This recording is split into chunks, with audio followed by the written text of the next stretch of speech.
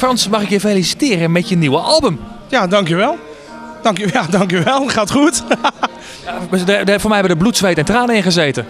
Dat hebben we. En in een hele korte tijd een heel mooi album. Vind ik zelf een heel mooi album op kunnen nemen. Dus maar dat zit inderdaad met bloed, zweet en tranen. Ja, net wat je zegt. Ja. Ik vind Lieveling vind ik zelf een heel sterk en persoonlijk. Dat grijpt me persoonlijk aan.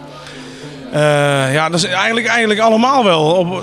Ja, het is altijd moeilijk te zeggen, want je neemt op wat je zelf mooi vindt, zeg maar. En dan laat je publiek kiezen van wat hun het mooiste vinden. Dus, maar Lieveling is voor mij toch wel een beetje de lieveling van het album ook. Je denkt maar dat je alles mag. Ja, dat is in de top 30 is het echt het langst genoteerde nummer. Echt 34 weken geloof ik, hè? 34 weken, ongelooflijk. Bedankt. Ja, echt. Kan dit nog ooit overtroffen worden? Ik weet het niet. Ik doe mijn best. Ik kom zo meteen met een nieuwe single. Komt er voor mij dan ook een dag. En we gaan het zien. Ik weet het niet. We gaan het zien. De wensen van Frans Duits in 2009.